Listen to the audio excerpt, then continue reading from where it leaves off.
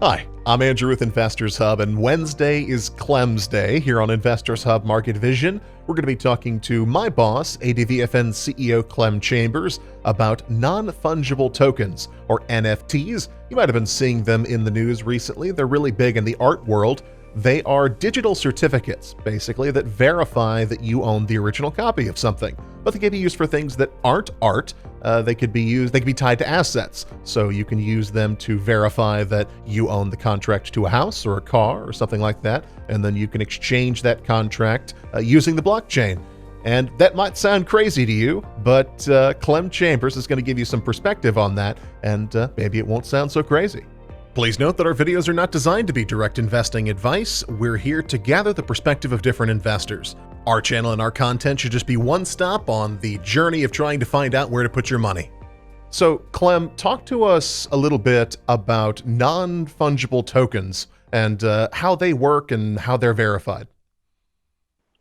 Well, I think the key thing about non-fungible tokens to realize is there are waves of crypto that are washing into the mainstream, or even washing into existence.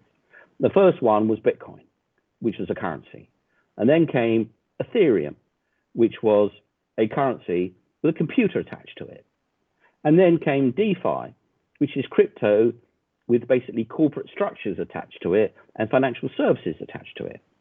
So that's the first three waves. The fourth wave is NFTs, non-fungible tokens. Now, what that means is there's this coin. It's called the Non-Fungible Clem coin. It's got my face on it like this. Okay, there's only ever going to be one of them. Yeah, and you can buy it. It's yours for 27 cents.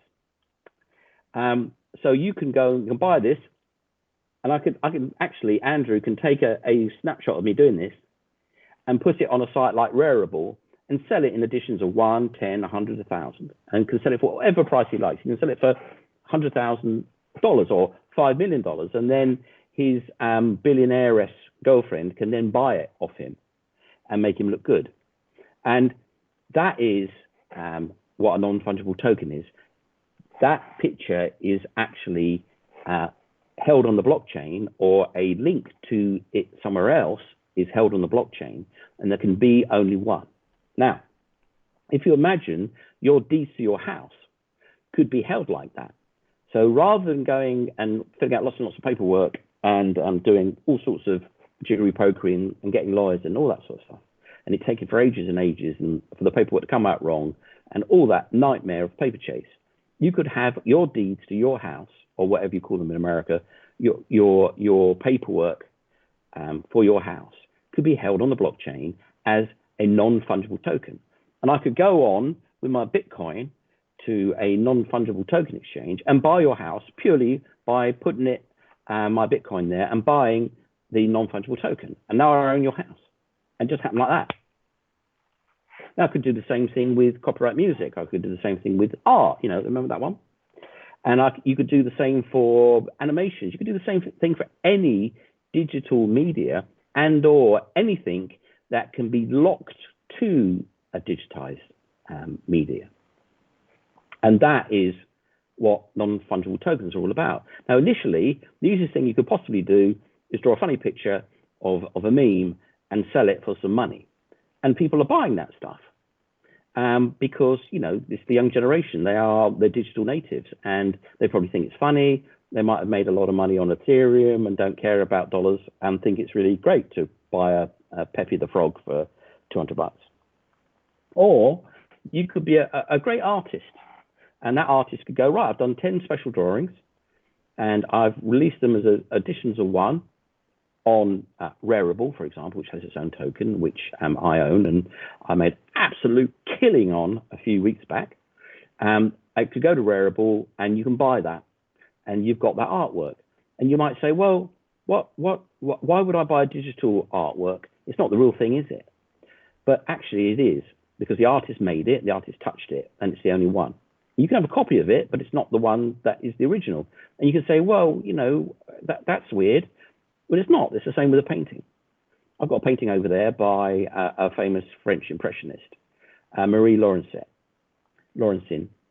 And because she's put her name on the bottom of it, it's worth so much money. If she hadn't put her name on the bottom of it, it'd be worth way less. Now, if she put her name on the bottom of it, and I bought it at an auction, and I took it to a big auction house and said, auction this for me, they'd say, it might have a name on the bottom of it, but how do we know it's real? And you go, well, it's authentic. It's got a name on the bottom of it. You can check the canvas. It's 120 years old. You check the frame. That's exactly the same cedar wood that all our paintings are framed in. And they might go, yes, well, I'll tell you what. Take that to our expert on Marie Laurencin, and he'll give you a certificate saying that it's genuine. And take it to the Marie Laurencin Institute, and they'll verify it. And when you come back with a certificate from them, which is a kind of non-fungible token when you think about it, we'll put it on auction for £250,000. Up until the moment you get them, it's not worth anything. Not to us anyway. We're not interested. Go put it at round the corner auction house and they'll sell it for £3,000. So in things like art, it's that it is original and that it has been touched by the artist.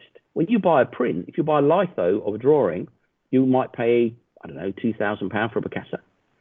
If it's a drawing that he did and it's not a print, it's 50 grand. If it's a watercolor, it's 250 grand. If it's an oil painting, it's 5 million. So it's all down to how close and how much effort and energy, for example, an artist has put into their work, not about anything else. So what's the difference between that and the digital artwork that is the only one that was ever done by that guy because it's got an encrypted digital certificate with it? Very, very similar. But of course, it's not just copyright. It's not just music. It's not just art. It's anything that you can link digitally to ownership where an NFT comes in. And then, of course, every single legal document ever, you can imagine how big an industry that is connected to those sort of things. So you've got this B2C, well, it's not even B2C, it's C2C market of people making art to sell to people. But then you've got B2C, and then you've got B2B, and then you've got G2B, government to business, and then you've got G2C.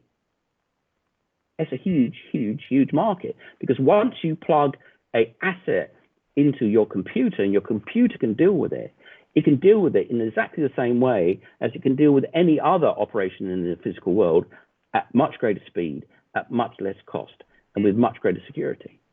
And that, of course, is a massive win for everybody, not just computer people, because that's a win for the whole economy. And our wealth is directly proportional to our efficiency of turning mud into stuff.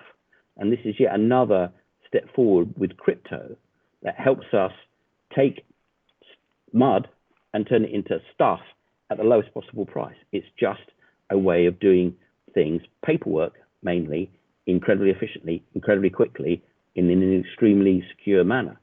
And that's why it's part of the crypto revolution, which is going to turn everything on its head in the next 10 years.